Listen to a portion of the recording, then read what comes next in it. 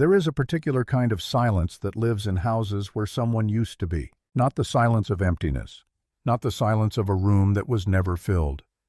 It is the silence of a room that remembers.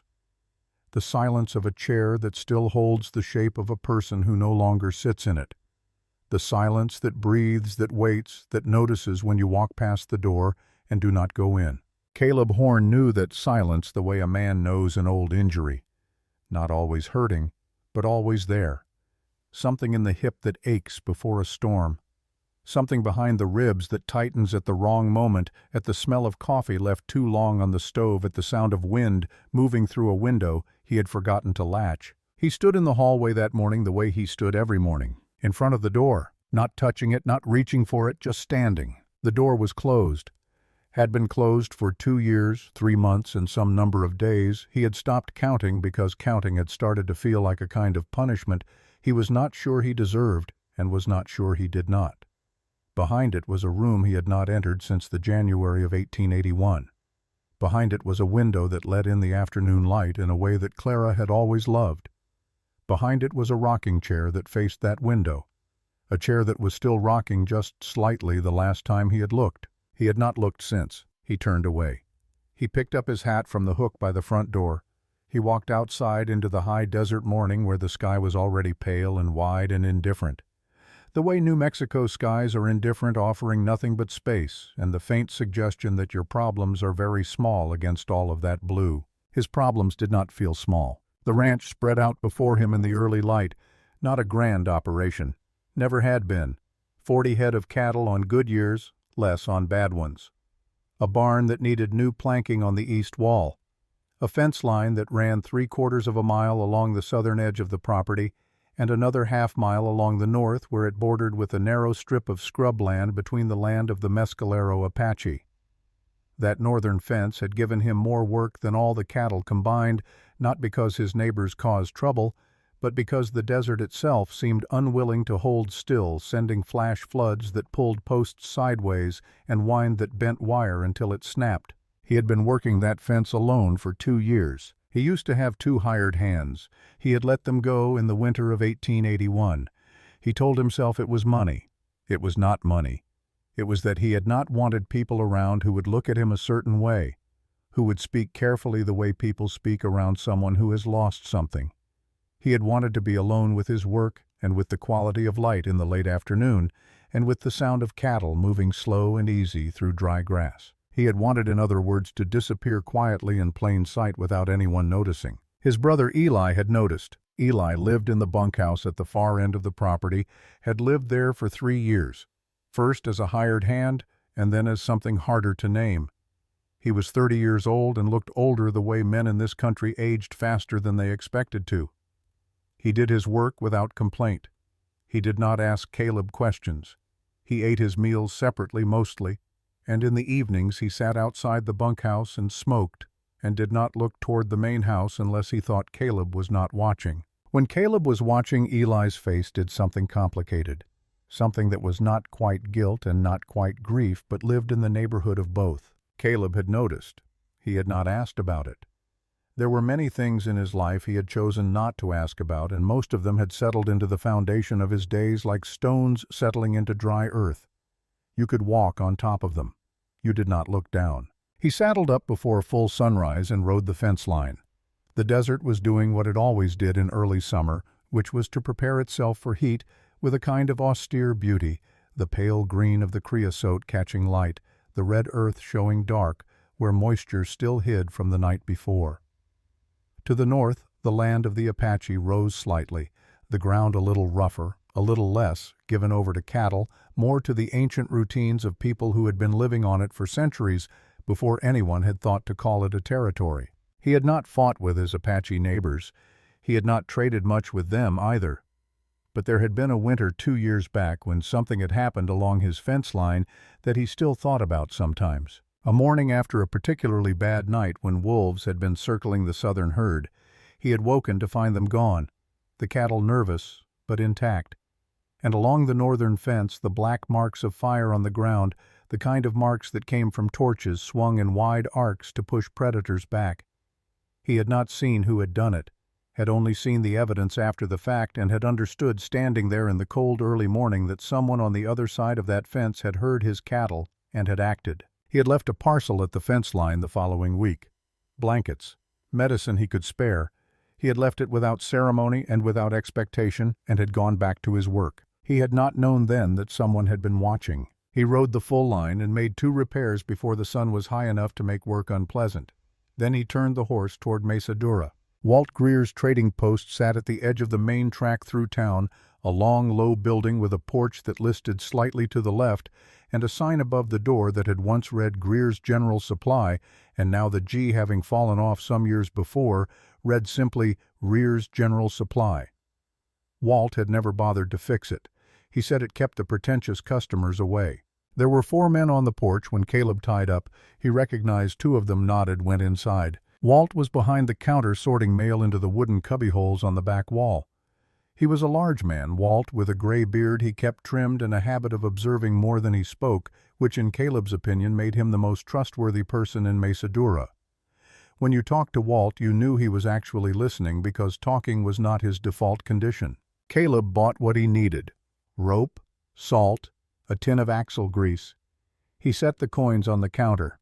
Walt set them in the drawer without counting them, which was also something Caleb appreciated. He was turning to go when someone on the porch pushed through the door, letting in a wash of hot, dry air, and the conversation that followed the newcomer inside was loud, in the way that conversations among bored men in the middle of the week tend to be loud, each one trying to be slightly funnier than the last. Someone mentioned that Caleb had come in. Someone else said Caleb never came in enough, and what did he do out there alone all day?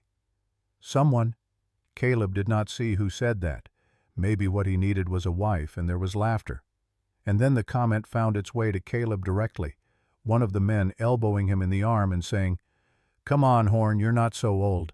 Get yourself someone to come home to." Caleb should have said nothing. He was good at saying nothing. He had built a life around saying nothing.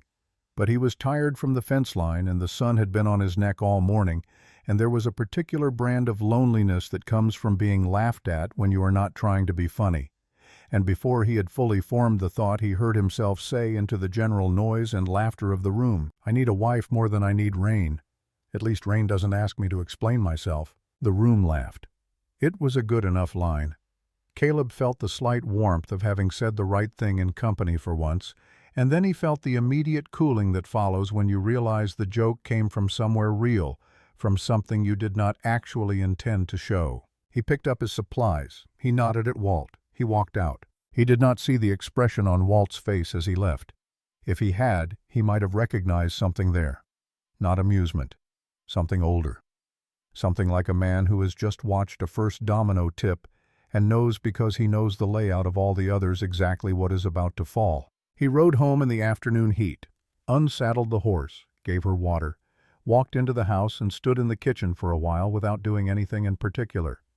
Then he walked to the hallway and stood in front of the closed door, as he always did, as he always would, and after a while he walked to the small desk in the corner of the main room and sat down. On the desk, among the papers and the receipts and the tools of a working ranch's accounting, there was a single document that lived apart from the others. It was not in a drawer. It was face down on the desk, which was not quite hiding it, and not quite showing it, which was precisely the compromise Caleb had arrived at after 2 years of not knowing what else to do with it. He turned it over now, as he sometimes did in the evenings when the light was going out of the sky and the house felt most like what it was. The paper was a promissory note, dated February 1880. The sum written on it was large, larger than was comfortable to look at. The name at the top of the document above the careful legal language was Roy Pruitt. Caleb had borrowed the money to expand the northern pasture. It had seemed like a reasonable thing to do at the time. Pruitt had been accommodating, had extended the payment terms twice when the seasons were bad. He wore his badge and his authority with the ease of a man who understood deeply that most people did not want to know what happened in the places where authority and appetite met. Caleb set the paper face down again.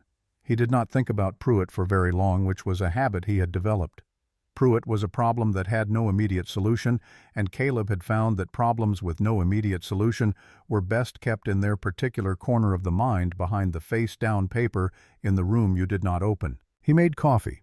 He ate something. He went to bed before it was fully dark and did not sleep quickly. Outside, the New Mexico night settled over the desert in layers. First the long violet dusk, then the deep blue of early night, then the hard black of the hours after midnight when the stars were very bright and very far away, and the land below them was very still and very old. In the bunkhouse at the far end of the property a light burned until late. At some point after midnight, Caleb heard footsteps on the porch. He lay still, listening. A knock at the door. Soft. The kind of knock that says, "I know you might be asleep, but I am going to try anyway." He got up, opened the door. Eli stood there. He was holding something in his hands. A piece of paper folded many times, the creases worn soft from what looked like a very long period of being carried in a pocket. His face in the darkness was doing that complicated thing it sometimes did, but more so now amplified the guilt and the grief pressed up close against the surface of him. "I'm sorry to come this late," Eli said. "It's fine." A silence. "I found this," Eli said. He held out the paper.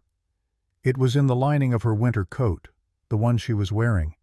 "I should have given it to you a long time ago. I didn't know how." Caleb looked at the paper. He knew what coat Eli meant. The coat was in the room behind the closed door. Clara had been wearing it when she died. Caleb had not gone near the coat. He took the paper. He thanked his brother and closed the door. He stood in the kitchen for a long time. The paper was light. Whatever was in it could not weigh very much. He unfolded it at the table under the lamp and knew immediately from the way the letters leaned to the right and the way certain words crowded together as though the hand that wrote them was moving faster than it could keep up with, that it was Clara's writing. It was a letter, not long, a page and a half. He read it. He read it again. He sat at the table for a very long time after that. The letter did not contain accusations. It did not contain a list of grievances or a catalogue of failures. That was not who Clara had been, and the letter even now, even written at the end of everything, was entirely herself. What it contained was something harder to set down and walk away from than accusations would have been. It contained forgiveness for what she did not say directly. She said only that she knew there were things between them that had gone unsaid, things she had wanted more clearly and had not known how to ask for, and that none of it mattered now, and that she did not want him to carry it. She said that he was a good man in the ways that mattered most. She said she had loved him without condition. At the bottom of the letter, in smaller writing as though added quickly, she had written, "Open the window in the morning sometimes. The light was always worth it." Caleb put the letter down. He did not cry. He had cried once in January of 1881, and after that something had closed over the place where tears come from and had not reopened. But something else happened, something less describable, something that moved through his chest like the first cold wind before a storm, carrying the particular chill of a thing you have been walking away from for a long time and have just turned around to face. Clara had forgiven him. He did not know, sitting there in the lamplight, what he had done to require forgiving. That was what kept him awake until the sky began to pale. Not the grief which was familiar, not the loneliness which was the condition of his days, but the question underneath the letter, the thing he had been walking around for 2 years without ever putting into words. What had he done? What had happened in those weeks before January that he had not let himself look at clearly? He looked at the face-down paper on the desk, Roy Pruitt's name on a promissory note. He turned the lamp down. He sat in the near dark and did not have answers and knew he was going to have to find them. Outside, the night held everything quiet, and in the distance past the northern fence line a fire burned small and steady in the Apache camp, patient and continuous and entirely unconcerned with the plans of men. 5 days after the joke that traveled farther than it had any right to travel, Caleb was in the corral with the bay mare working a stone out of her left forefoot, which required bending low and holding the hoof steady between his knees while she communicated her displeasure through a series of weight shifts and what might generously be called cooperative tension. He was focused on the hoof. He was not watching the horizon, which was why he did not see them until the mare saw them first. She lifted her head. Her ears went forward. She did not spook, which told him the approach was unhurried and non-threatening in the animal sense. He straightened and turned, still holding the hoof pick, and saw them. 2 women, Apache, walking across the open ground from the direction of the northern fence line, which meant they had come through the boundary between his land and theirs, and had done so without hurry and without concealment, with the calm purposefulness of people who had decided to come somewhere and had come. The older woman walked slightly ahead. She was perhaps 50 with gray at her temples and the posture of someone who had carried difficult things for a long time and had arranged herself around that carrying. She wore a dress in the Apache way, practical and well-made, and her face was the kind of face that told you exactly nothing except that it had seen a great deal and had reached certain conclusions. The younger woman walked beside her and slightly to the right. She was not what Caleb had expected, though he could not have said precisely what he had expected. She was perhaps 25 with the kind of physical stillness that reads in a person as competence as someone whose body has learned to be quiet because the mind is always working. She looked at him the way you look at a horse you are considering purchasing, directly, measuring, without any particular concern for what he thought about being looked at that way. He was still holding the hoof pick. He set it down on the fence post. He took off his hat. The older woman stopped about 10 feet away. She did not extend a hand.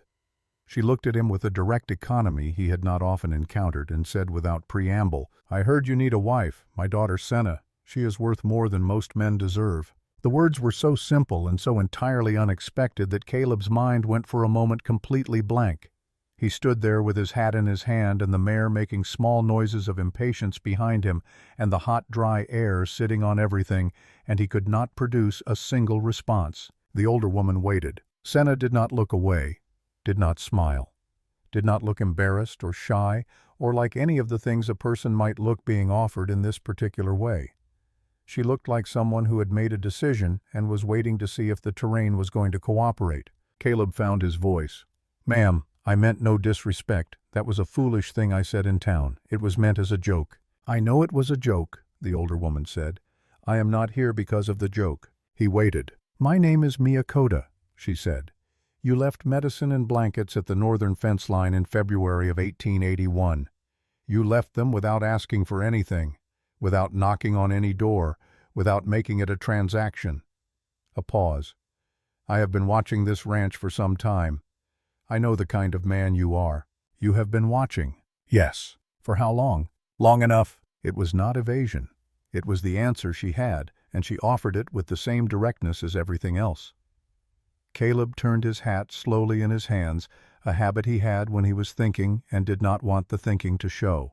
"Miyakota," he began, correcting himself when she had given only the one name. "I appreciate what you're saying, but marriage is not something I'm in a position to discuss. It's not what I need right now." "What do you need?" He stopped. The question sat in the air between them with an unexpected weight, not hostile, not challenging in the aggressive sense, simply asked plainly by a woman who seemed genuinely interested in the answer and not particularly concerned with whether it was comfortable for him to give it. What did he need? He looked at the fence line. He looked at the house. He looked for a moment he had not planned at the window of the room he did not open. Senna spoke. It was the first time she had spoken, and her voice was lower than he had expected, deliberate in its pacing with the precision of someone who had learned English with careful attention and chose now to use it exactly. "I did not come because my mother told me to," she said. "I came to see if you were worth my time." He looked at her directly. "And," he said before he could decide not to. She tilted her head slightly the way a hawk tilts its head when it is deciding about something below. "I have not decided yet." Something moved in his chest, something that had been still for a very long time. He did not laugh. He was not a man who laughed easily. But something shifted in the particular machinery of his guarding the way. A gear that has been locked in place will sometimes release not with a dramatic crack, but with a small, almost inaudible give. He put his hat back on. Come out of the sun, at least. There was shade on the east side of the barn where the overhang extended far enough to cover a strip of ground where two old stumps served as rough seating. He led them there, and Miyakota sat on one of the stumps with the air of someone who had not asked permission and had not needed to. Senna stood. Miyakota spoke for a while. She told him about the night with the wolves in more detail than the evidence of black ash had given him. She had seen the cattle from the high ground and had come down with two of her people and had used fire and noise and had driven the wolves northeast away from the herd. It had taken most of the night. She told it plainly, without the shape of a favor being called in. She was explaining context, not building a debt. Caleb listened. "You didn't have to do that," he said. "No," she agreed, "but the wolves would have gone to our camp next." He nodded. "Practical," He appreciated practical. Senna knows this land, Miyakota continued. She knows where the water is when it hides. She knows what the sky is doing 2 days before the sky knows what it's doing. She is not afraid of work. She is not afraid of much. A pause that carried something inside it. What she wants is a partnership, not an arrangement, not a roof in exchange for labor. A real thing. And what does she get from a real thing with me? He was not being sarcastic. He genuinely wanted to understand how the accounting worked in her mind. Miyakota looked at him. Something in her expression shifted almost imperceptibly, something that lived between sadness and recognition.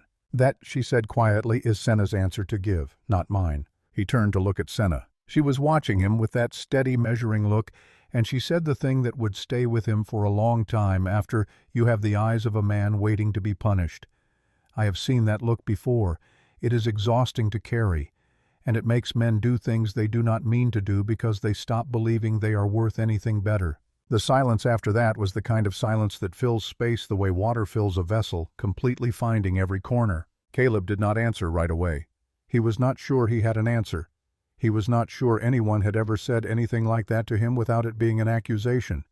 And she had said it without any accusation in it at all. She had said it the way you note weather conditions, observationally, as though it were a fact about the landscape of him, neither condemnation nor pity, just true. "You don't know me," he said finally. "No," she agreed. "That's why I'm still here. If I already knew you, I wouldn't need to be." Miyakota watched this exchange with the patience of someone who has organized an event and is now watching it proceed as she had suspected it might. She did not intervene. They sat in the shade for another 20 minutes. Caleb found himself talking, which was unusual, about the ranch and the fence work and the water situation in the dry months. Senna asked questions that were precise and practical and showed that she understood land and animals and the logic of dry country in ways that came from deep knowledge rather than recent study. Miyakota mostly listened, occasionally adding something in a tone that managed to be both entirely without pressure and entirely clear about what she thought. When they stood to go, nothing had been formally agreed to. Caleb had not said yes. He had not said no. They had simply talked in the shade of a barn about things that mattered, and the talking had been unlike most of the conversation in his experience. Miyakota nodded once, the kind of nod that functions as a period at the end of a sentence. Senna turned to leave and then stopped, not turning back fully. Just enough. "The fence on your northern line," she said. "Third post from the Dry Creek marker. It's going to fail before the week is out. The ground is softer than it looks." Then she walked with Miyakota back across the open ground toward the ridge, not hurrying, not looking back. Caleb stood at the corner of the barn for a while. The mare had wandered to the far end of the corral. The sky was very large and very blue and offered nothing but itself. He thought about what Senna had said about the eyes of a man waiting to be punished. He thought about the letter on the kitchen table which he had not put away, which was lying face up where he had left it. He thought about the face-down paper on the desk with Roy Pruitt's name on it and the number below the name that had been patient for 2 years. He was standing there thinking about all of it, and none of it in particular, when a movement at the far edge of his northern pasture caught his eye. He looked up. There at the very edge of the tree line where his land brushed against the rougher ground of the Apache territory stood a figure. Small. A child, or nearly. Standing perfectly still, looking in his direction. He could not make out much at that distance. A girl, he thought, perhaps 15 or 16. She was there for only a moment, and then the tree line shifted in the wind and she was gone, absorbed back into the shadows of the brush as though she had not been there at all. Caleb stood very still. He thought about Miyakota's face when she had turned to go, the way something had moved beneath her expression at that last moment, quick and carefully covered the way you cover something you are not ready to explain. He thought about the words Senna had used, a real thing, and the way she had said it, the slight tightening around those words, as though it were something she wanted very badly and was not certain she was going to be allowed to have. He did not know what any of it meant. He knew only that in 5 days, after 2 years of nothing changing, something had changed. Something had moved in the machinery of his life quietly, without his permission, in the specific way of events that begin with a careless joke spoken to a room full of men who have nothing better to do and end somewhere entirely different from where they started. He went to check the fence post. Third one from the dry creek marker. The ground was exactly as she had described. Soft beneath the surface, deceptive, the post already beginning to cant to one side in a way that would have it down by Friday. He spent the rest of the afternoon resetting it. He worked until the light gave out, and when he went inside he went to the kitchen and made coffee and sat at the table with Clara's letter and read it one more time slowly, the way you read something you are beginning to understand differently than you understood it the first time. Open the window in the morning sometimes. The light was always worth it. He folded the letter carefully. He set it in the center of the table, face up. Outside, the New Mexico night came as it always came in its layers. The long dusk first, everything going rose and copper and then purple at the edges. Then the blue hour, brief and beautiful in the way that brief things are beautiful. Then the hard dark of late night and the stars and the silence that was not the silence of emptiness, but the much older silence of a land that had been here before any of them and would be here long after. In the bunkhouse, Eli's light went out early for once. In the main house, Caleb sat at the kitchen table and looked at the letter his wife had written him, the one she had carried in the lining of her coat, the one that had taken 2 years and his brother's guilt to reach his hands. He thought about forgiveness, about what a person forgives and what they carry, and whether there is always a difference between the two. He thought about a woman who walked without asking permission, and a mother who had been watching his land for years before speaking a single word to him.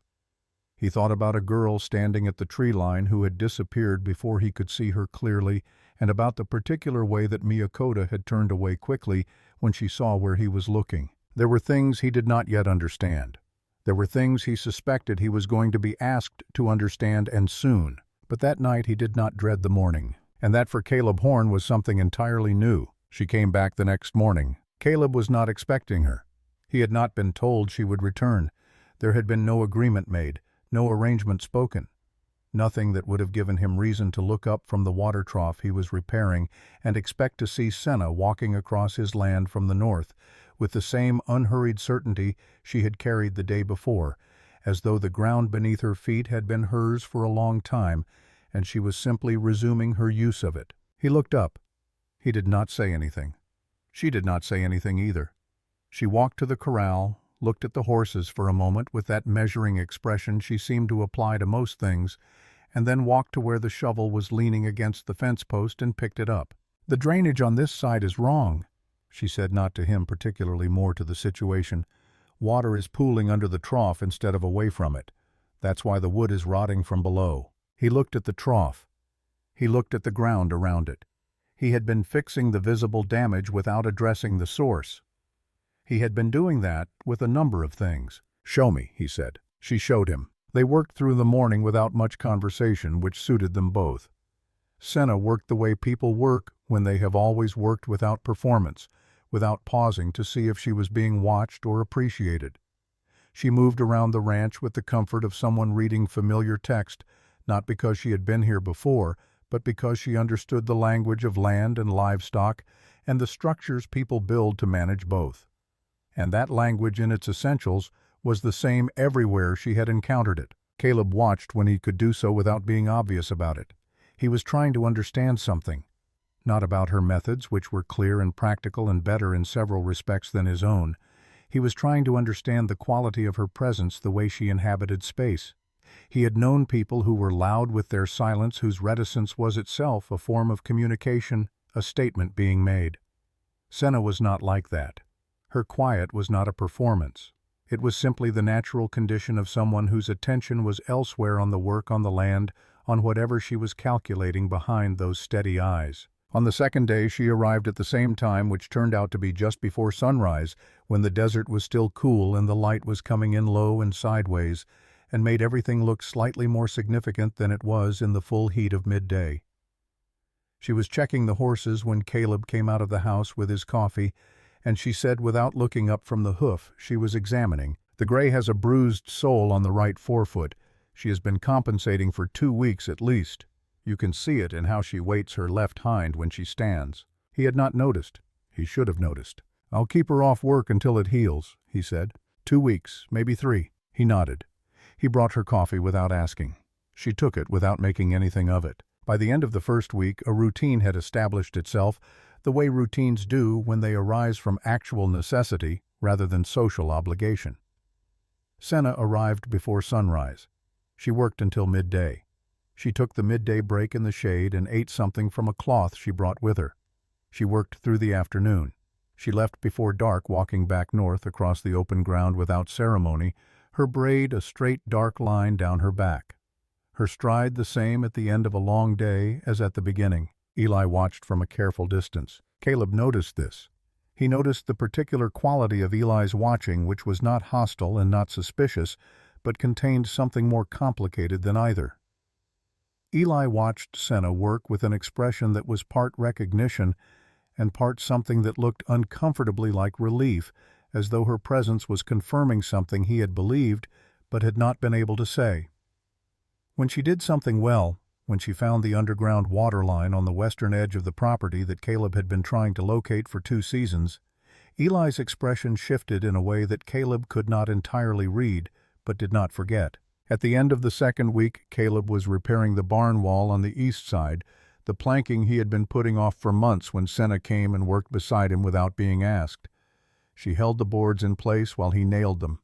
They worked in the comfortable silence they had developed. Then she said, without particular emphasis, as though it were simply the next thing to say, "Your brother is carrying something heavy." Caleb drove a nail. "Most people are. Not like that." A pause while she held a board level. "He watches you the way a man watches something he believes he broke. Not with resentment. With the specific attention of someone waiting for the moment it falls apart completely so he can say he was there when it did." Caleb did not answer. He drove another nail. "I'm not asking you to explain it," she said. "I just notice things." "I know you do." They kept working. The afternoon light moved across the barn wall. Somewhere in the middle distance, a pair of hawks were moving on a thermal circling without effort, entirely at ease in the air above everything. After a long while, Caleb said, "He hasn't told me what it is yet." "Will he?" Caleb thought about it honestly. "I think he's trying to figure out if I'm strong enough to hear it." Senna considered this. "And are you?" He did not answer right away. He looked at the barn wall, at the new planking, at the work they had done together that afternoon. He thought about the letter on his kitchen table. He thought about a closed door and a rocking chair and a window that had not been opened in 2 years. "I'm working on it," he said. It was not the answer a man gives when he is strong. It was the answer a man gives when he is being honest about not being there yet. Senna looked at him sideways just briefly, and there was something in her expression that he had not seen before. Not pity, not approval exactly, something between them, something that acknowledged the honesty of it. That was the afternoon Caleb began to understand that what was being built between them was not what he had expected. He had expected, in the abstract way he had been considering the situation, something that would feel either wrong or transactional, a practical arrangement dressed in the language of something more. What he was finding instead was something that felt in its dailiness and its directness and its refusal to be anything other than what it was, more honest than most of the things he had experienced. He did not say this, but he thought it standing at the barn wall in the late afternoon light, and the thinking of it felt significant. On the 15th day, which was a Sunday, Senna did not come. Caleb worked alone and found the day long in a way that days had not been long recently. He did not examine this feeling closely. He simply noted it and kept working. She came back on Monday before sunrise as though nothing had changed. He did not ask where she had been. She did not offer it. But she was quieter than usual through the morning, working with the same efficiency, but without the occasional observations.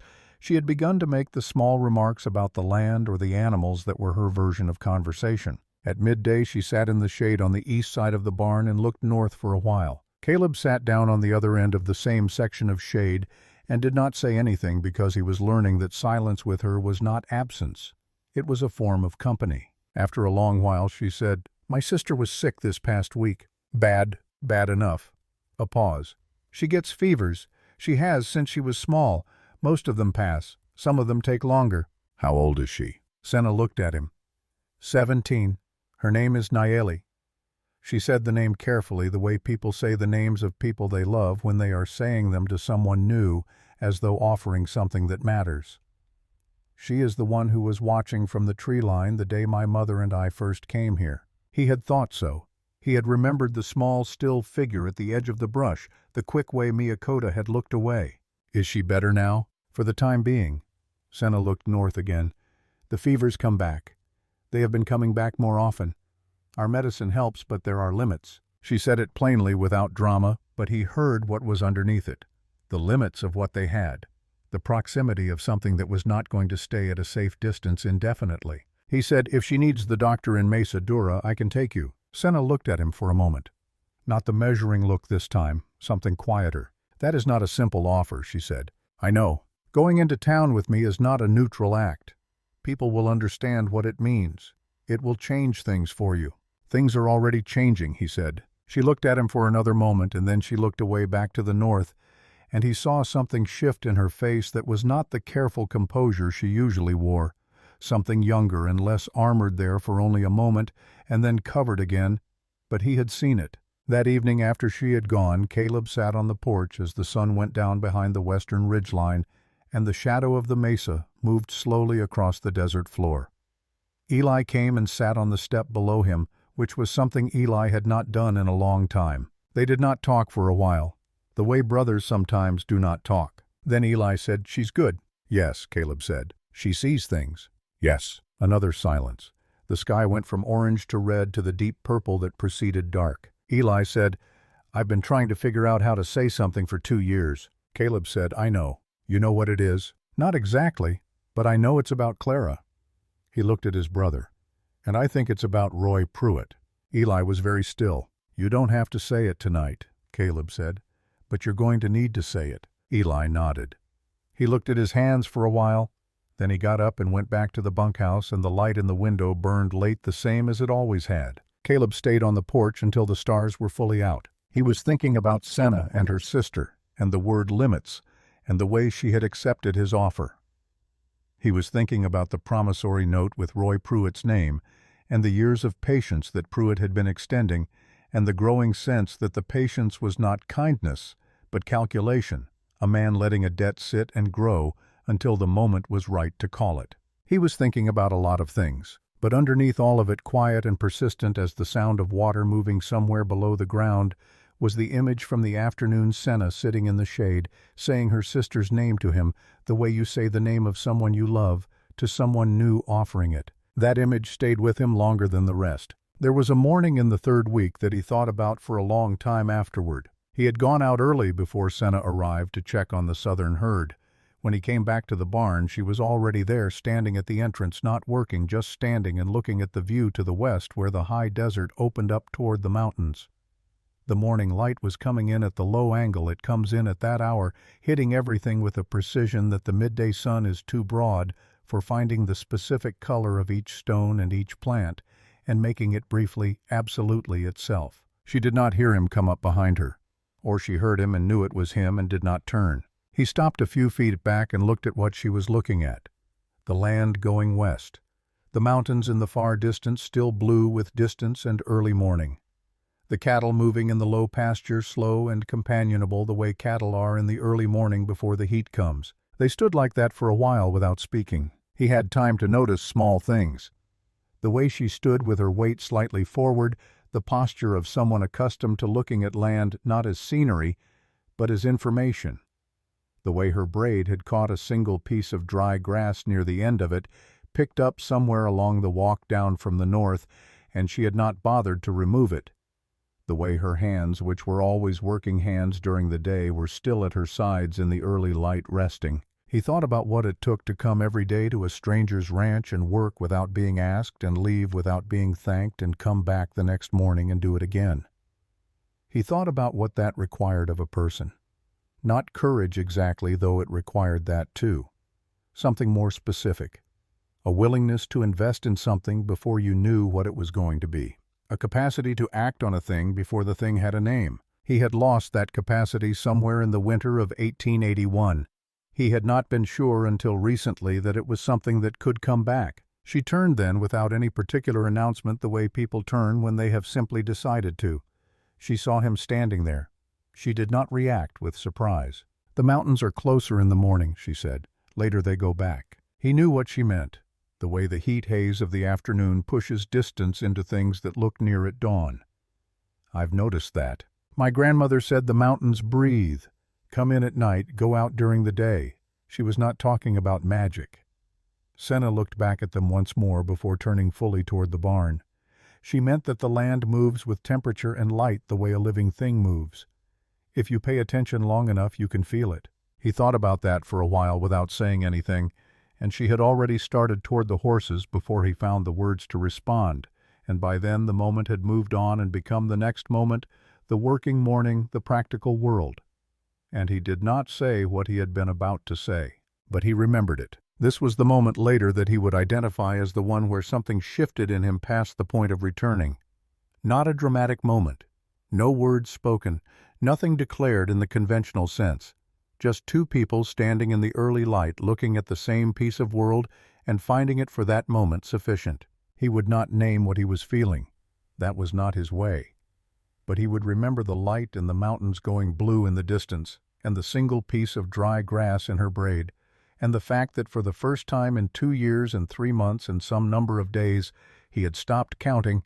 He was not thinking about the closed door. He was thinking about what was in front of him. Roy Pruitt came to the ranch on a Tuesday. Caleb saw the horse from the pasture before he saw the man, a large gray he recognized from the rail outside the marshal's office in Mesa Dura. He stood and watched it come up the track for a moment, and something settled in his chest with a cold, deliberate weight, the way things settle when you have been expecting something and it finally arrives. He walked to the yard and was there when Pruitt dismounted. Roy Pruitt was 53 years old and looked it in the right ways, the ways that convey authority and experience rather than simply age. He was a large man with a marshal's badge on his chest and the kind of steady, measured demeanor that comes from many years of being the person in the room who decides things. He was by almost any surface measure a reasonable man. He said good morning and thanked Caleb for coming out to meet him and accepted the offer of water for his horse with what appeared to be genuine appreciation. This was the thing about Pruitt that made him more difficult than a man who was simply cruel. He was not simply cruel. He was patient and pleasant, and he understood very well that most of what people fear is not the thing itself, but the anticipation of the thing, and that a man who stays pleasant and reasonable for a long time before showing his hand has an enormous advantage over a man who does not. They stood in the yard in the morning sun. "I've been meaning to come out for a while," Pruitt said, "just to check in, see how things are going." "Things are going," Caleb said. Pruitt smiled, the smile of a man who appreciates brevity in others because it leaves more room for him. "Good to hear. I know it's been a hard stretch. Losing Clara, working the place short-handed." He shook his head, the slight shake that means, "It's a shame, it's a real shame." "You're a tough man, Caleb. I've always said that." Caleb waited. There was no point in moving things along. Pruitt would get where he was going in his own time, and the getting there was half of what the visit was for. "I've been looking at the books," Pruitt said, "and I want to be straight with you because I think that's what you deserve. The note is going to come due. I've carried it longer than I probably should have out of respect for what you've been through, but I've got my own obligations." He spread his hands in the gesture of a man who is sorry about the requirements of business. "How long?" Caleb said. 60 days, maybe 90 if things work out a certain way." He looked around the ranch with the slow, appraising look of a man who is calculating value. "The thing is, Caleb, there's a way to make this simple. The northern section, the piece that runs along the Apache land, that parcel right there would satisfy the note and then some. You'd keep everything south of the creek. That's still a real ranch. The northern section, where the underground water was, where Senna had been working for 3 weeks, where the fence line ran that he had been repairing alone for 2 years. That section borders Apache land," Caleb said. "It does. If I sell that section, whoever buys it has a different set of ideas about that border than I do." Pruitt's expression did not change. "That's between the buyer and the law being what it is. The law being you." A pause, just long enough. "The law being the territory of New Mexico," Pruitt said pleasantly. Caleb looked at him. Pruitt looked back with the expression of a man who has had a great many conversations like this one and has the patience for all of them. "I'll think on it," Caleb said. 60 days, Pruitt said. "Don't think too long." He mounted the gray and rode down the track, and Caleb watched him go and did not move until the dust had settled back down onto the road. He understood standing there the mechanism of what had just happened. Pruitt had not threatened him, had not raised his voice, had offered what looked, if you were not paying close attention, like a reasonable solution to a financial problem. The threat was entirely implicit, carried inside the pleasantness the way a stone is carried inside a current. You could not point to a specific moment and say, there it is, there is where he crossed the line. The line was not the kind that could be pointed to. That was how Pruitt worked.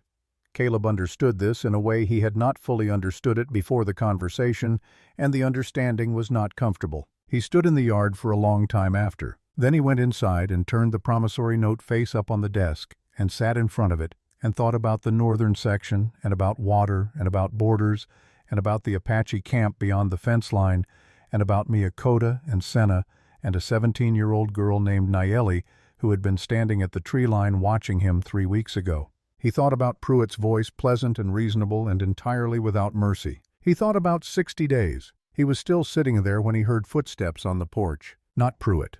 Too light. He knew the step by now. Senna opened the door without knocking, which she had started doing sometime in the second week, and then stopped when she saw his face.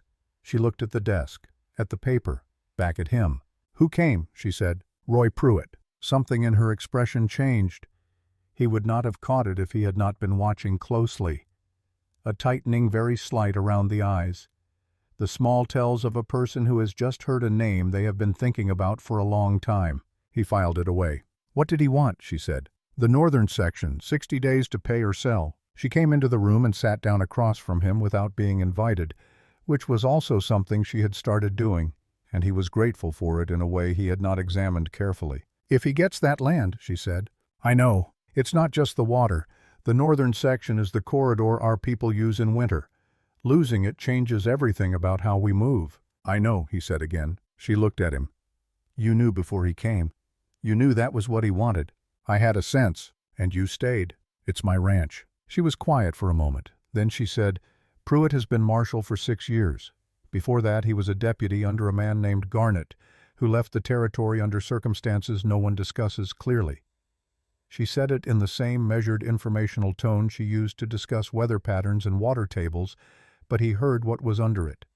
This was not general knowledge. This was specific knowledge gathered carefully over time with purpose. He looked at her directly. "You know more about Pruitt than a person would know from living in a camp north of his jurisdiction." She held his gaze. "Yes." "How long have you known it?" "Some of it for a long time. Some of it more recently." A pause. "My father went into Mesa 3 years ago. He went to buy medicine for Nayeli, who was sick that winter. He did not come home." The sentence was simple. The weight behind it was not. "They said he got into a dispute with someone at the trading post, that he started it, that things went badly." Her voice was still even, but there was something beneath it that had been carrying a long time. "My father did not start disputes. He was not that kind of man. He went in quietly, bought what he needed, and came home. He had done it many times." Caleb said nothing. He was listening with the full attention that the situation required. "The last person my father was seen speaking with by anyone who would say so openly was the man who was deputy marshal that year, Roy Pruitt." The kitchen was very quiet. Outside a wind had come up and was moving through the grass along the fence line with a soft, continuous sound. "You came here for that," Caleb said. "I came here for several things." She said it honestly without apology. "When my mother said she had been watching your ranch, that is true. She has been watching for 2 years because she believed you were a good man, and because she had a plan that needed a good man. But I came also because this is the place where I have a chance of finding what happened to my father. A woman from the Apache camp who goes into town asking questions about a deputy marshal does not get answers. She gets warned away or worse." She looked at him steadily.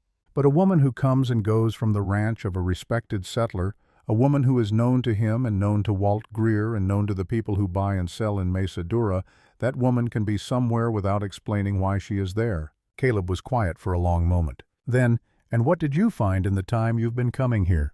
"Not enough. Not yet." She looked at her hands briefly, then back at him. "But I know that Pruitt has a pattern.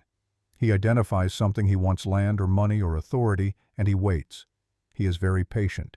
And he uses the law as a tool for his own purposes in ways that are very difficult to prove because the law at his level does not look carefully at itself." "And Clara," Caleb said, quietly. The word cost him something. Senna looked at him. "Did Pruitt have anything to do with Clara?" he said. Not a question exactly, more like a man standing at the edge of something he has been afraid to walk toward for a long time, finally walking. Senna was very still. "What do you know?" "I know she got sick and the doctor didn't come in time. I know there is a note on that desk with Pruitt's name on it that he has been holding over this land for 3 years. I know Eli has been carrying something he can't say to me." He looked at her. "I know that things that look like coincidence often aren't." The silence stretched. Then Senna said, "I don't have evidence. I have what I know and what I suspect, and there is a distance between them that I have not yet been able to close." She paused. "But yes, I believe Pruitt was involved in what happened to your wife the way he was involved in what happened to my father. Not with his own hands. That is not how he works. He makes things available or unavailable. He creates conditions. He waits for the conditions to do what he wants them to do." Caleb stood up from the desk. He walked to the window and looked out at the northern pasture at the fence line at the land he had been working for 6 years. He thought about what it meant that both of them, he and Senna, had been circling the same thing from opposite directions, that the same man had, through the particular mechanism of patience and withholding, taken something from each of them. A father, a wife, and now was coming for the land that connected them. He thought about what Senna had said weeks ago on the first day about the eyes of a man waiting to be punished. He turned from the window. "You should have told me this from the beginning," he said. "Yes," she said. "I should have. I was not sure in the beginning how much you could carry." And now, she looked at him the way she had looked at him that first morning when she said she had not yet decided. But the look was different now. 3 weeks of shared work and early mornings, and the kind of slow, incremental trust that is the only trust worth anything, had changed what was behind it. "Now I think," she said, "that you have been carrying more than most people could carry for longer than you should have had to carry it alone." He sat back down. He put both hands flat on the desk on either side of the promissory note and looked at it. "Tell me everything you know about Pruitt," he said. She told him. They sat in the kitchen while the afternoon moved through the room and the light changed and the wind outside died down and started again, and the ranch went about its quiet business around them. She spoke and he listened, and what she told him was not a complete account. She was right about the distance between what she knew and what she could prove, but it was a picture assembled piece by careful piece of a man who had been operating in the shadow of his authority for a very long time. She told him about the land disputes that had been resolved in ways that always ended with Pruitt or his associates holding more than before. She told him about 3 Apache men who had been jailed on charges that dissolved when examined, but who had lost significant time during which their families had been pressured. She told him about a rancher named Tully, 2 valleys east, who had died the winter before last under circumstances that his widow had tried to have investigated and had eventually stopped trying. She told him about the afternoon 3 years ago when her father had walked into Mesa Dura, and the man who had last seen him walking away from the trading post had been Roy Pruitt, who said there had been a disagreement, that her father had become agitated, that he could not say where he had gone after that. She told him what the land around the trading post looked like, where a man might go if he went somewhere he did not intend to go. The specific geography of the ground between the post and the creek that ran behind the main track. She did not cry while she told it. He noticed this not because it was strange, but because it was the specific bravery of someone who has been holding a thing for a long time and has decided that holding it is less useful than saying it. When she was done, the kitchen was quiet for a while. Then Caleb said Walt Greer was there that day. She looked at him. "He was. Walt doesn't miss much." "No." A pause. "But Walt is one man in a town where Pruitt has been the law for 6 years. Walt is also," Caleb said carefully, "the justice of the peace." He watched her understand this. The small shift in her expression that meant a peace had moved into a position she had not considered. "He never used it," she said. "A man like Walt doesn't use what he has until the moment he needs it." Caleb looked at the promissory note. "And the moment needs to be the right one." He was thinking. She could see him thinking. She had learned to recognize the particular quality of his silence when it was active, when something was being assembled behind it. Then from the bunkhouse they heard a door, footsteps crossing the yard, a knock at the kitchen door. Eli. He came in when Caleb said to come in and stood in the doorway with his hat in his hands, which was the posture of a man who has practiced a conversation in his head many times and has finally decided to have it. He looked at Senna, and then at Caleb, and something in his expression when he saw them both there together shifted. "You told him," Eli said to Senna. Senna said, "Some of it." Eli looked at Caleb. Whatever he saw in his brother's face made him come the rest of the way into the room and sit down at the table. He set his hat on the table. He put his hands flat on the wood. He looked at the promissory note and then at Caleb. "I've been trying to say this for 2 years," Eli said. "I need you to let me say all of it before you say anything." Caleb nodded. Eli talked. He talked for a long time. He talked about the winter of 1881 and Clara getting sick and the doctor being the only doctor within 30 miles. He talked about going to Pruitt's office, not to beg exactly but close to it, and Pruitt being pleasant and reasonable, and explaining that the doctor had been called to a situation east of town and would come when he could. He talked about going back twice more and being told the same thing. He talked about the morning of the 3rd day when he went to find the doctor himself, and found him at his home, and found that there had been no call east of town, no situation, nothing that had required him to be anywhere. He talked about going back to Pruitt with this information, and Pruitt being still pleasant, still reasonable, and laying a piece of paper on the desk between them. A different paper than the promissory note, a side document, an addendum one that named Eli as the signatory who would confirm the sale of the northern section upon the death of Clara Horn. He talked about what it felt like to look at that piece of paper and know that the doctor could be sent or not sent, that the choice was his and also not his, that the choice had already been made for him by the time the paper was on the desk. He said, "I signed it, and then I went and got the doctor myself and brought him." He looked at his hands.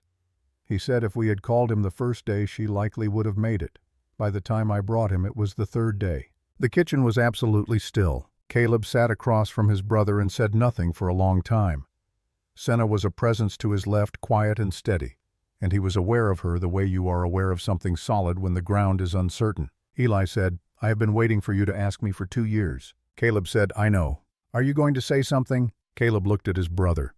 The man across the table was 30 years old and looked older and had been carrying a thing that no person should have to carry alone. He had made a terrible choice in a situation that had been engineered to make all the choices terrible.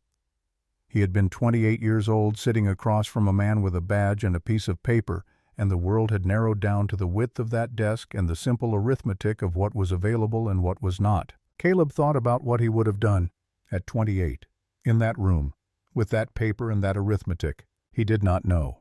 He genuinely did not know. And the not knowing opened something in him, a space where the anger he might have felt found nothing solid to rest on and dissipated before it could become anything. "You didn't kill her," Caleb said. His voice was even. "Pruitt killed her.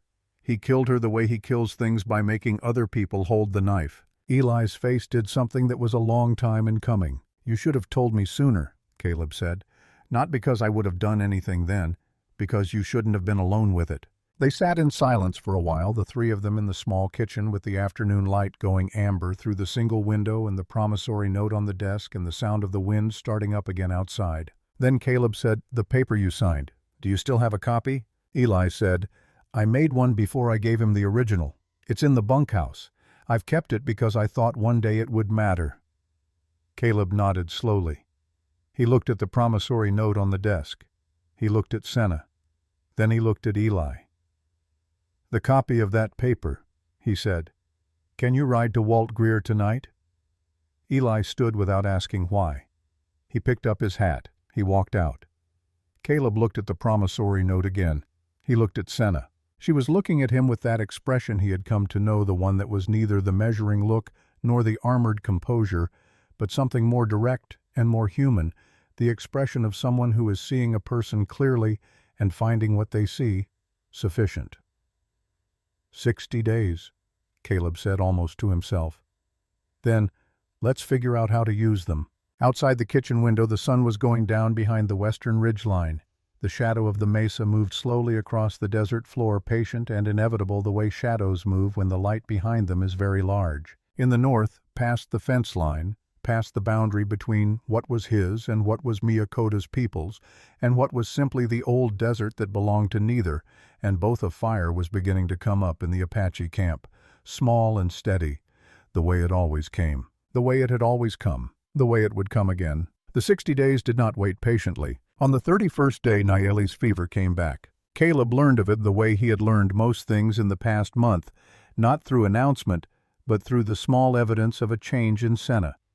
She arrived that morning at the usual hour before the light was fully up, and she worked through the morning without the particular quality of attention she usually brought.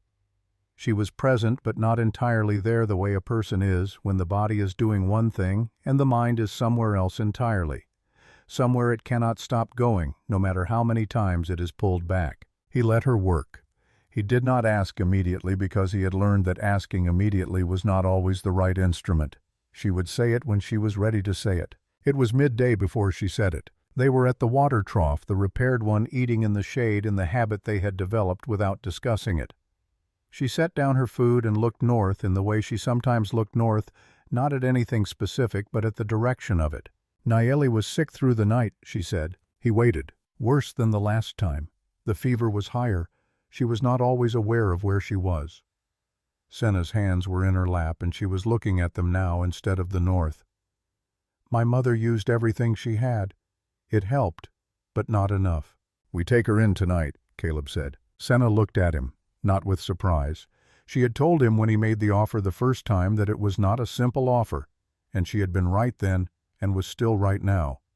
Taking a sick Apache girl into Mesa Dura after dark to a doctor who was the only doctor within 30 miles in a town where Roy Pruitt held the badge and the authority and the long patience of a man who had not yet collected what he was owed was not a simple offer. It was the kind of offer that cost something. Are you certain? She said. I'm certain. She looked at him for a moment longer. Not measuring this time, not the hawk look. Something more direct and less armored, the expression he had seen only a few times, and only in moments when the careful composure she wore had reason to come down. I'll tell my mother, she said. He spent the afternoon preparing. Not with drama, not with the particular energy of a man girding for conflict, but with the practical attention he gave to any task that required doing correctly. He oiled the wheels of the buckboard, which was quieter and steadier than the wagon, and easier for a sick girl to ride. He loaded it with a blanket and the water canteen and the small medical kit he kept in the barn. He told Eli where he was going and why. Eli looked at him with an expression that was not quite relief and not quite fear, but lived between them. You want me to come? Stay here, Caleb said. Keep the lamp on. He rode north to the fence line as the afternoon was going out of the sky, tied the horse and walked the last quarter-mile to the Apache camp on foot the way he always approached, without the horse's noise giving the camp time to know he was coming. Miyakota met him at the edge. She looked older than she had on the first day she had come to his ranch. Or perhaps he was seeing her more clearly now, the lines in her face that were not the lines of age only, but the lines of extended worry. The particular drawing around the eyes of a person who has been watching someone sick for a very long time. She is inside, Miyakota said. She has been asking for water. That's good, he said. That means she's awake. They went in together. Nayeli was on a low bed wrapped in a blanket despite the warmth of the evening. She was 17 and looked in the wavering light of the small fire younger than that the youth in her face made more visible by the way sickness strips everything back to the essential. Her skin was hot and dry. Her eyes, when she opened them, were glassy but present. She looked at Caleb. She had never been formally introduced to him, had only seen him from a distance, the figure at the corral she had watched from the tree line on that first afternoon. She looked at him now without the wariness he might have expected. You're the rancher, she said. Her voice was thin but exact. That's right, he said. Senna talks about you. A pause. She doesn't think I notice. I notice everything. Something moved in her face that was almost humor, the specific humor of a younger sibling who is a more careful observer than anyone gives her credit for. Can you sit up? He asked. She could with help. He and Miyakota got her to her feet. Senna was outside getting the buckboard positioned as close to the entrance as the ground allowed. They wrapped Nayeli in the blanket and walked her out slowly, the three of them moving together through the dark, with the unhurried steadiness that sick people require and healthy people must learn to offer. They settled her into the back of the buckboard on the folded blanket, her head in Miyakota's lap. Senna sat beside Caleb on the bench. He turned the horse south toward Mesa Dura and clicked his tongue, and they moved out into the desert night. The night was very large. That was the thing about the desert after dark that never became ordinary to him, no matter how many years he had lived in it. The sky came all the way down to the ground, it seemed, and the stars were not decorative but structural part of the architecture of the world, and the land under them was old, in a way that made everything moving across it, horses and buckboards, and the people in them feel both very small and strangely very significant, as though the size of the night made the smallness of the things moving through it more remarkable rather than less. Senna sat beside him and looked ahead. They had been moving for perhaps 20 minutes when Nayeli from the back of the buckboard began to speak, not to anyone in particular. In a low, continuous murmur that was the sound of a person whose fever had taken them somewhere else, somewhere the words came from without the usual editorial work of a waking mind. She spoke in Apache mostly. Caleb did not understand it, but her voice was not distressed. It was the voice of someone working through something in the particular way of dreams, going at it from different angles. Then she said clearly in English, "Papa, the medicine is right here. I have it in my hand." The buckboard moved. The horse's hooves were muffled in the soft ground of the track. Miyakota made a sound in the back very soft that was not a word. Senna was absolutely still beside him. He did not say anything. There was nothing to say that would be the right thing, and he had learned enough in the weeks that had passed to know the difference between the silence that is absence and the silence that is presence. He stayed present. He kept the horse at its pace. He held the reins steady. After a while, Senna said very quietly, not really to him but in his direction, "She still thinks he is coming back." Caleb said, "She knows he isn't." Yes, a pause. But in the fever she forgets what she knows. He thought about that. About what the fever took away and what it left. About the particular mercy and cruelty of a mind that in its most undefended state returns to what it cannot accept losing. He thought about the closed door in his house. He thought about Clara's letter on the kitchen table. He said, "I understand that." He felt Senna look at him in the dark. He did not turn. They rode. Mesa Dura was quiet at this hour. The saloon had its light and its noise contained and purposeful. The other buildings were dark or nearly. The main track was empty in both directions. He drove straight to the doctor's house, which was at the south end of town, past the livery, and he knocked on the door with the particular knock that means, "This cannot wait." The doctor, a lean, cautious man named Everett, who had been in Mesa Dura for 4 years and kept himself largely separate from its politics, came to the door in his nightclothes and took in the situation without visible reaction. "How long has she been feverish?" he said. "Since last night," Senna said. "It went high this morning. She has had these before, but not this severe." The doctor nodded. He stood back from the door and let them in, which was a thing that was not at that hour in that town, an uncomplicated gesture. Caleb looked at him. The doctor met his eyes briefly, then looked away toward Nayeli, who Caleb and Miyakota were helping through the door. They laid her on the examination table. The doctor worked. He worked with the focused, efficient attention of a man who is good at his profession when his profession is allowed to be what it is. He brought the fever down with wet cloths and a preparation he mixed from his cabinet. He examined her carefully and asked Miyakota questions about the history of the fevers and listened to the answers with the attention they deserved. Caleb stood in the corner of the room and was quiet. Senna stood near her sister. She held Nayeli's hand when Nayeli reached for it. She translated between Miyakota and the doctor when the doctor's questions became specific and the answers required precision. At one point Nayeli opened her eyes clearer than they had been on the buckboard and looked at the room around her, at the white walls and the instruments and the lamp burning on the shelf. "Are we in town?" she said. "Yes," Senna said. Nayeli processed this. Then she looked at Caleb in the corner. "You brought us." "Yes," he said. She looked at him for a moment with the specific gravity of a 17-year-old who is taking the measure of something and intends to remember it. Then she closed her eyes again. He was standing there in that corner watching the doctor work and listening to the desert night outside the single window when he heard footsteps on the porch. He knew before the door opened who it was. The particular weight of the step. The unhurried quality of it. Roy Pruitt opened this door and stood in the frame and looked at the room the way he looked at everything with the pleasant, appraising calm of a man for whom every situation is primarily an opportunity to be assessed.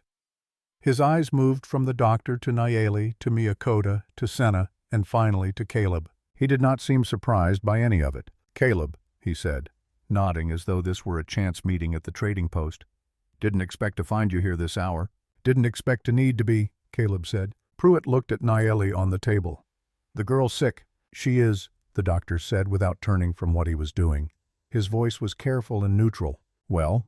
Pruitt came the rest of the way into the room, which was a room that was not large enough for the number of people now in it, and stood near the center with the ease of a man who is always comfortable in whatever space he occupies. "I don't want to be the kind of man who stands in the way of a sick child getting care." He said it the way he said everything, pleasantly, with the shape of reasonableness around it and the thing inside it like a stone inside water. "But you understand, Caleb, that having Apache in town at this hour creates a certain kind of concern among the citizens I'm responsible for." "The citizens are asleep," Caleb said. "They won't always be." The doctor set down his cloth. He straightened and turned and looked at Pruitt with an expression that Caleb had not seen on him before, an expression that had something direct and decided in it. "Marshal," the doctor said, "I am treating a patient. I would ask you to come back in the morning." Pruitt looked at him. The pleasantness did not leave his face entirely, but it thinned the way a cloud thins when the wind behind it is moving. "I'll be back in the morning then," Pruitt said. He looked at Caleb once more, and what passed between them in that look was not hostile in any theatrical sense. It was simply information exchanged between two men who now understood each other clearly. Then he turned and walked out and closed the door behind him. The room breathed again. Miyakota, who had not moved during any of it, looked at Caleb. In her face was something he had not seen there before. Not gratitude exactly, because she was not a woman who dealt in performances of gratitude. Something more interior, a recognition.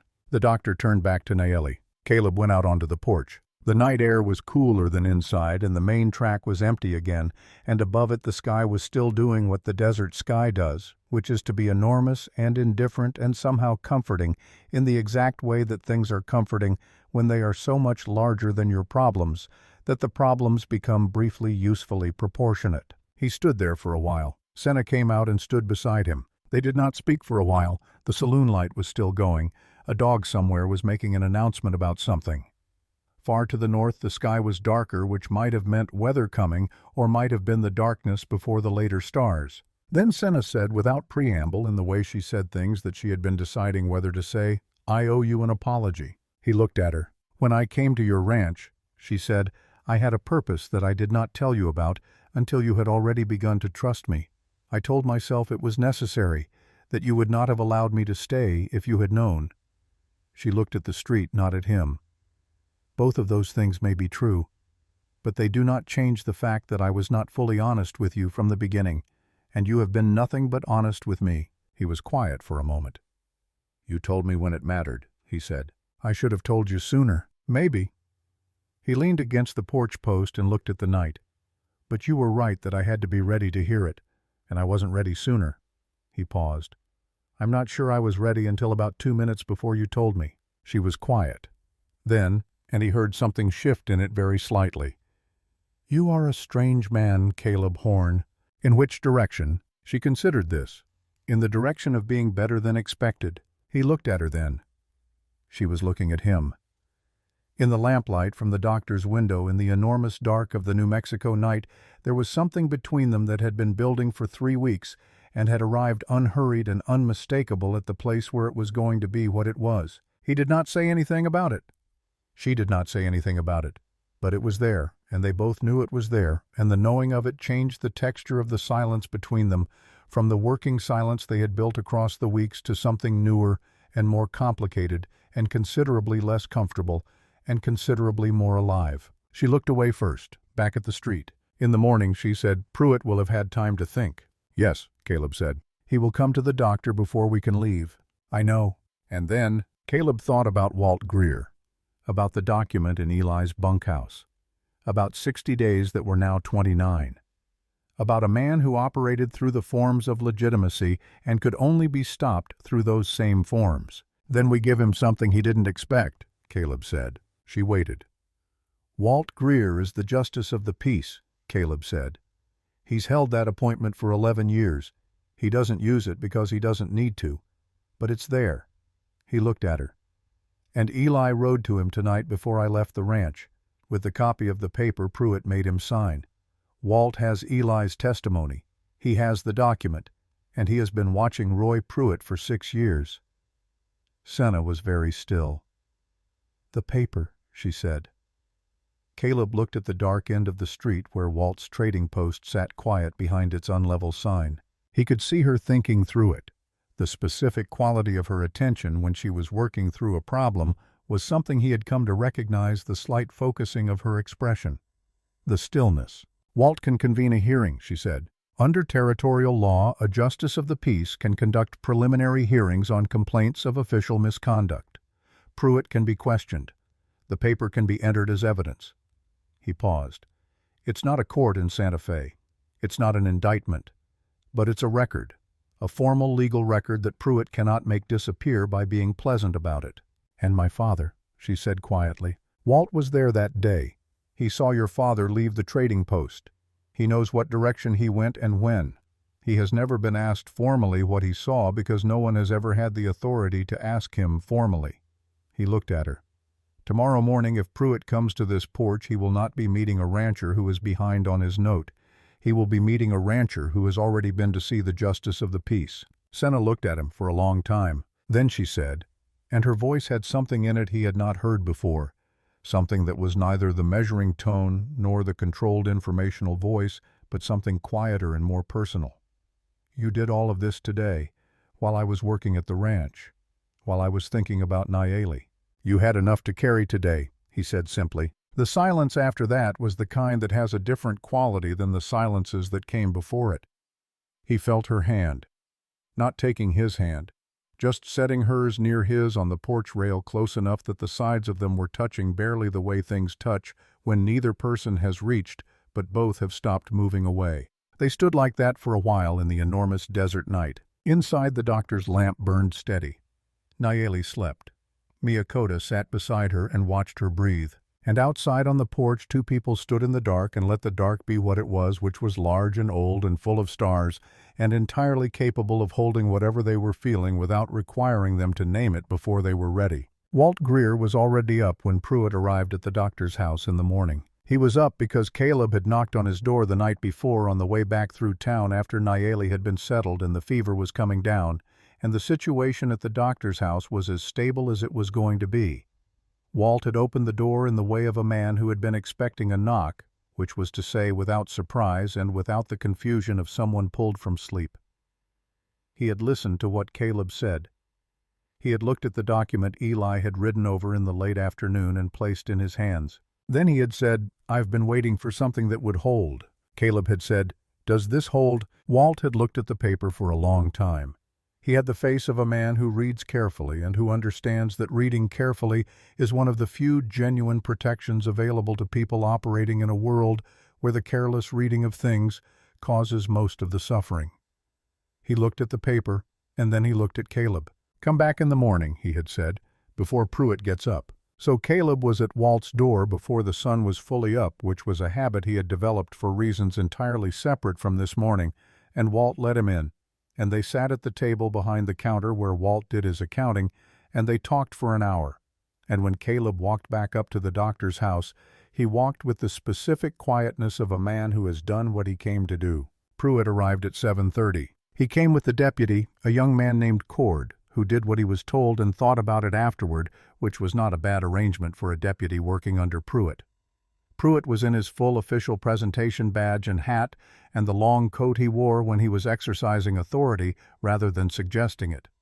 He came up the porch steps and stopped when he saw who was already there. Caleb was on the porch. Senna was beside him, and Walt Greer was leaning against the porch post with his arms folded and his gray beard trimmed, and the expression of a man who has been waiting patiently for a considerable amount of time and has finally run out of reasons to wait. Pruitt looked at Walt. Something moved behind his eyes, a recalculation quickly done. "Walt," he said pleasantly. "Roy," Walt said. "Early for a social call." "I'm not here socially." Walt unfolded his arms. He reached into his coat and produced a document folded once, which he held with the care appropriate to something that had legal significance. "I've convened a formal hearing under my authority as Justice of the Peace for this district.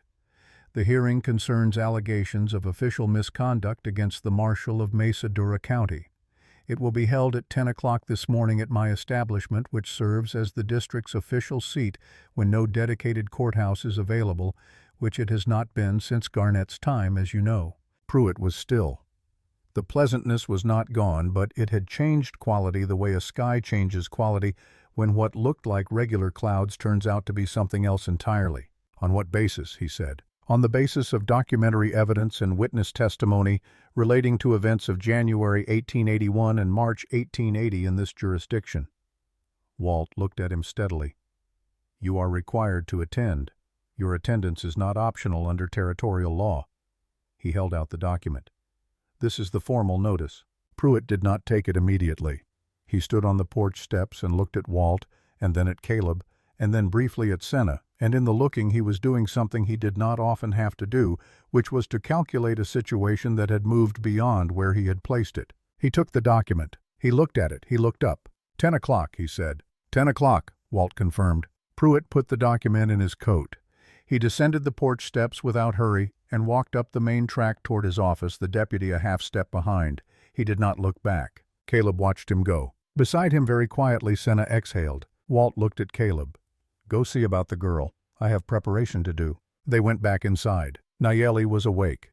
The fever had broken sometime in the early hours of the morning, the doctor said, and she had slept 4 hours of clean, real sleep, and had woken asking for food, which was the best possible sign. She was sitting up in the examination bed with a blanket around her shoulders, and the specific expression of a person who feels terrible but is extremely relieved to feel terrible in a straightforward post-fever way, rather than the other kind. She looked at Caleb when he came in with a directness that reminded him of her sister. "I heard voices on the porch," she said. "Yes." "Was that the marshal?" "Yes." She considered this. She looked at Senna, then at Miyakota, then back at Caleb. "Are we in trouble?" Caleb said no. She seemed to weigh this. Then she said, "Senna said you were reliable. I am revising my estimate from probably reliable to actually reliable." The doctor at his cabinet made a sound that might have been a cough. Miyakota looked at her younger daughter with the expression of a woman who loves a person very much and finds them in this particular moment to be more than she can quite manage, and is deeply grateful for it. The hearing at Walt's trading post was not a grand proceeding. There was no jury box and no elevated bench and no gallery of citizens come to watch justice work itself out in the formal way. There was Walt's long counter serving as the table of authority, and there were chairs arranged on both sides of it, and there were the people who needed to be there. Caleb was there. Eli was there, which had required something from him that Caleb understood was not small. The walking through the door, and the sitting down, and the being present for what his words were going to do. Senna was there. Miyakota was there, sitting straight and quiet, in the way she sat as though she had been waiting for this particular room and this particular morning for a very long time. Pruitt was there with his lawyer from Santa Fe, who had come down quickly, which told Caleb something about how prepared Pruitt had been for some version of this day, even if not this exact version. The lawyer was a careful man who spent the proceedings making notes and speaking quietly into Pruitt's ear. Thomas Redfield was there, the rancher from 2 valleys over, which surprised Caleb until it did not. Redfield had his own account of things that had gone sideways in his dealing with Pruitt over a grazing rights dispute 3 years back, and Walt had apparently made a point of inviting him. Walt presided. He presided the way he did everything with the economy of a man who understands that precision is more effective than volume. He stated the basis of the hearing. He stated his authority. He stated the documents that were being entered into the official record of the proceeding. He did this without drama in the plain declarative sentences of someone who respects the capacity of plain sentences to carry significant weight. Then he called Eli. Eli sat in the chair beside the counter and held his hat in his hands and told what he knew. He told it the same way he had told it in the kitchen, plainly, without embellishment, without the kind of narrative shaping that makes a story better and the truth worse. He told about the winter of 1881, and the doctor who was not called, and the conversation in Pruitt's office, and the paper that was put on the desk between them. The paper was entered into the record. Pruitt's lawyer objected on several grounds.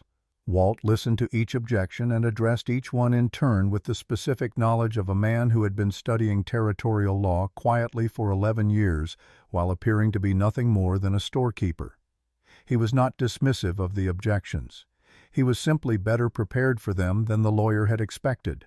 Then Walt called himself. He sat in the same chair and testified to what he had seen on the afternoon of the day 3 years ago when Senna's father, whose name was Hako, had come into the trading post and bought medicine and walked out toward the south end of town in the direction of the creek trail. He testified that he had seen Pruitt speak to Hako outside the post.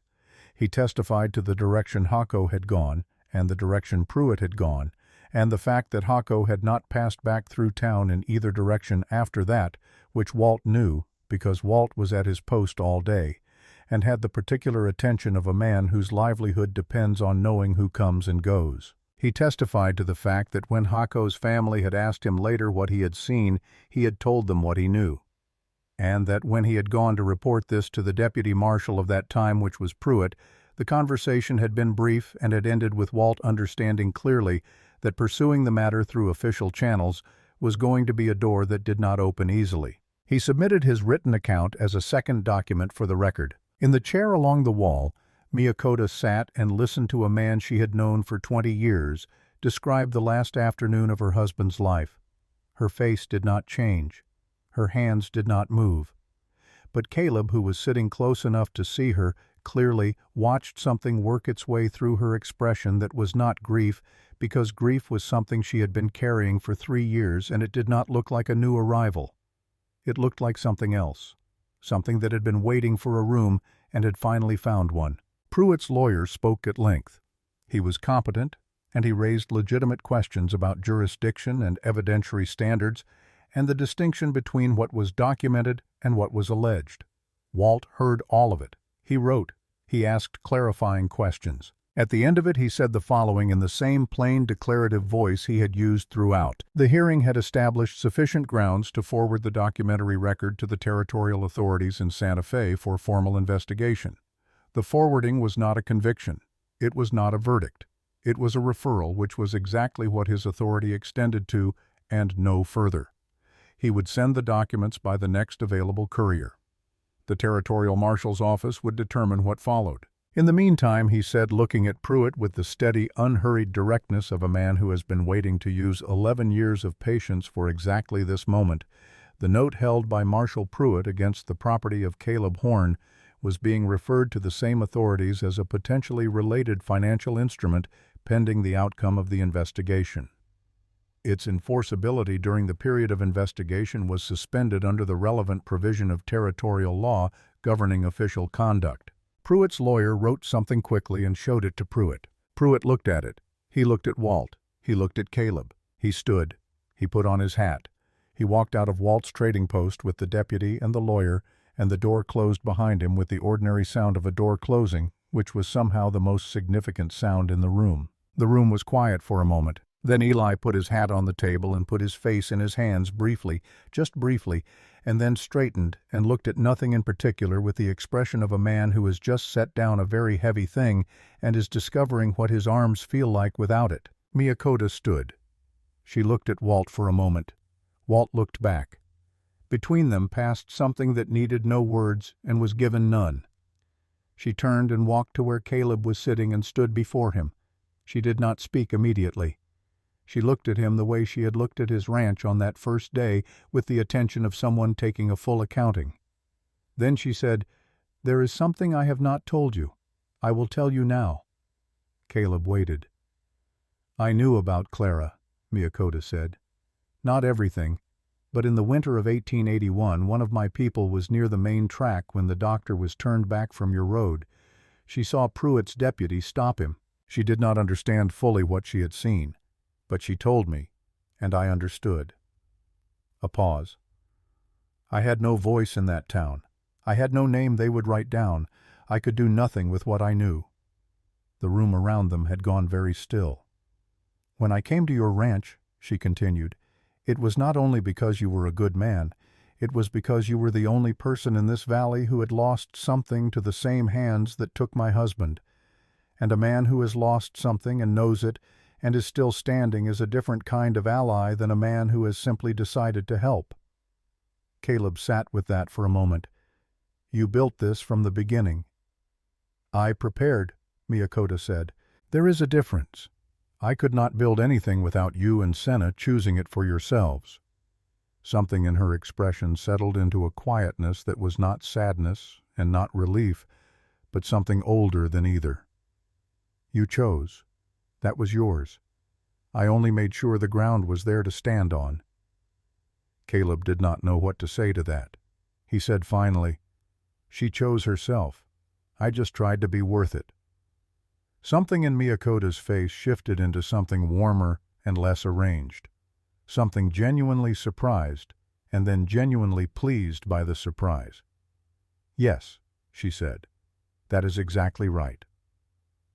The investigation by the territorial authorities took 4 months. It was not swift, and it was not dramatic, and it did not unfold the way such things unfold in stories with a single definitive moment that resolves everything cleanly. It was the slow, grinding work of official processes doing what they are designed to do when they are given the materials to do it with. At the end of the 4 months, Roy Pruitt was removed from his position as Marshal of Mesadura County. The grounds were official misconduct involving the manipulation of financial instruments to obtain property under duress, which was the legal language for what Eli had described in Walt's trading post.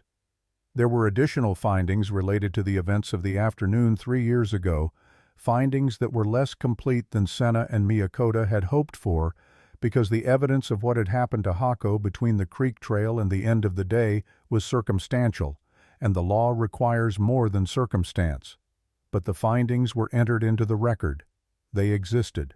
They said what they said in the official language of things that are documented and kept. That was not everything. It was not nothing. Pruitt left the territory.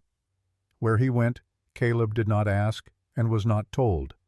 The note against the ranch was dissolved. The northern section remained.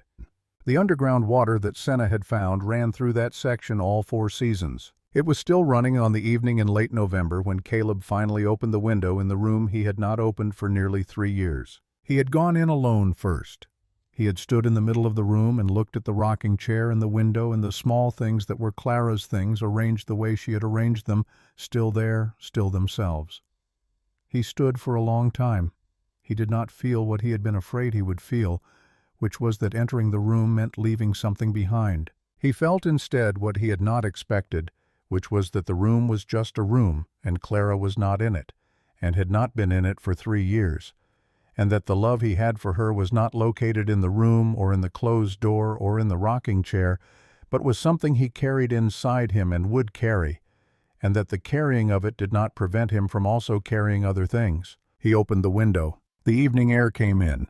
It had the smell of the desert in November, dry and cold and clean, with the particular quality of desert air that has no humidity to soften it, just the pure cold fact of it against your skin. He stood at the window and looked out. Then he went to the door and said, "Come in." Senna came in slowly.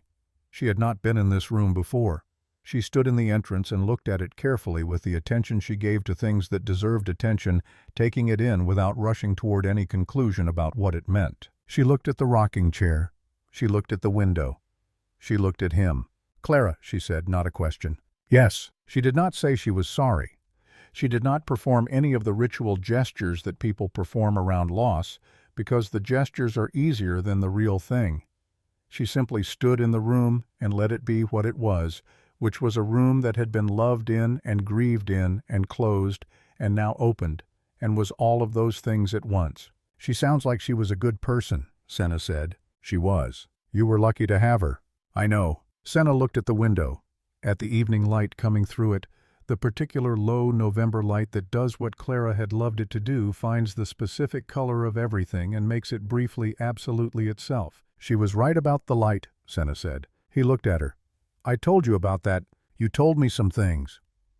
A pause, and in the pause was the accumulated weight of 3 months of early mornings and shared work and the slow particular building of 2 people who have both been hurt and have both decided carefully and without rushing that this time they are going to build something that holds.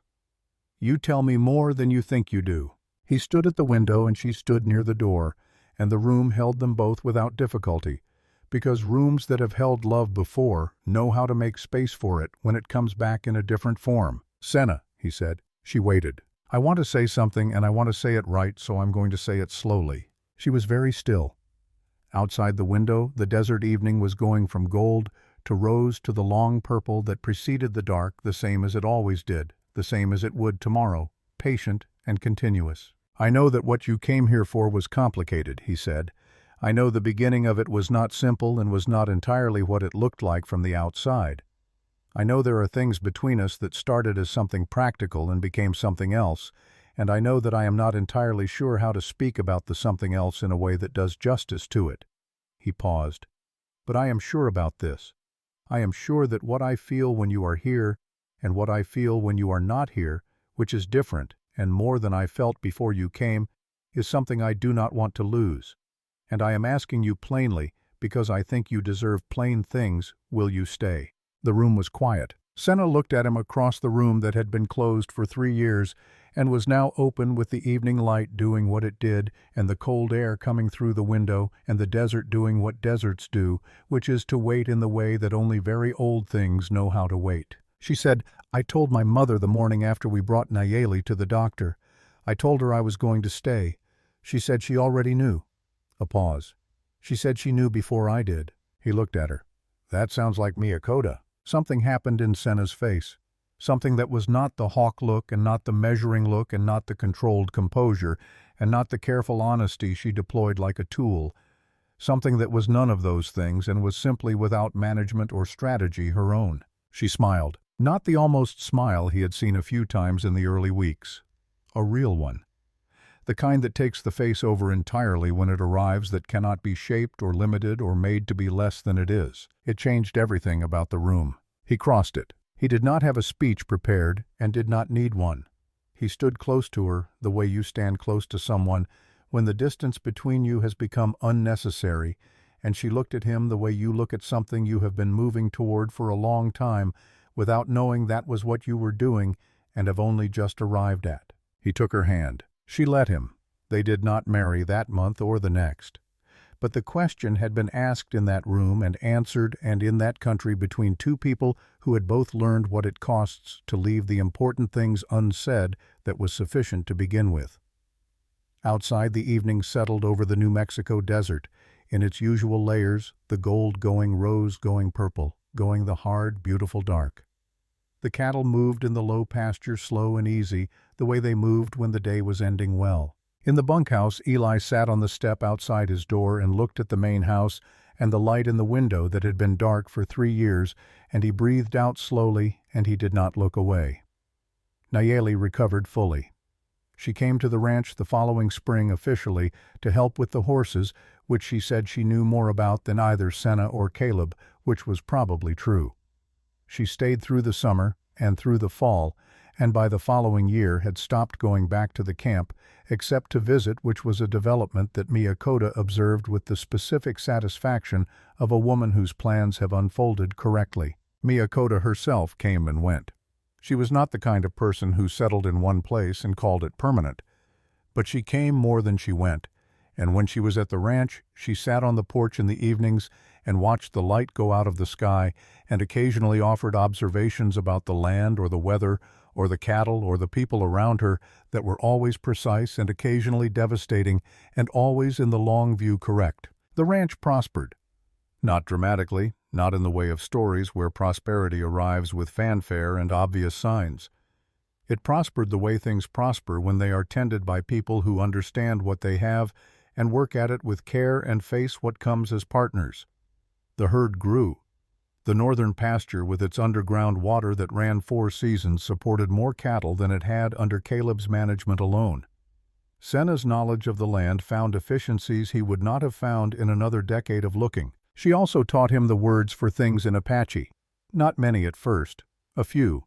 The word for rain, which came when she was standing at the window one morning watching a storm move in from the west, the first rain in 6 weeks, and she said it without thinking, the Apache word for it, and he asked what it meant, and she told him, and he said it back, and she told him he said it wrong, and he said it again, and she told him it was still wrong, but better. He practiced. Walt Greer's testimony and documentation contributed to the official record that ended Pruitt's tenure and began a territorial investigation that over the following 2 years surfaced the pattern of manipulation he had been running for a decade. It did not restore what had been taken. These things rarely do. But it named what had happened in the official language that makes things real in the world that runs on documents and records and the formal acknowledgement of truth. Hako's name was entered into that record. It was entered alongside the names of others. It was not the full accounting that Senna had hoped for and Miyakota had waited for. But it was his name in the record saying that he had been here and that what had happened to him was known and documented and had been found to be wrong. Miyakota read the document when Caleb brought it from Walt's. She read it once, carefully. Then she folded it and held it for a moment, not to anyone, not performing anything, just holding it. Then she put it inside her dress against her chest and went to sit on the porch. Caleb and Senna left her there. They went to work, the two of them, the way they always went to work, side by side in the early morning, with the light coming in low and precise, the way the desert light comes in at that hour, finding the specific color of things. They worked without needing to fill the silence. They worked the way people work when the work is theirs, and the land is theirs, and the morning is theirs, and the day is going to be long and worth being long, and there is nothing in the world that needs to be anywhere other than exactly where it is. The rocking chair in the room they had opened stayed where it was. Some mornings the window was open before either of them got there. Neither of them mentioned it. They did not need to. End of Part 3. End of Where the River Remembers.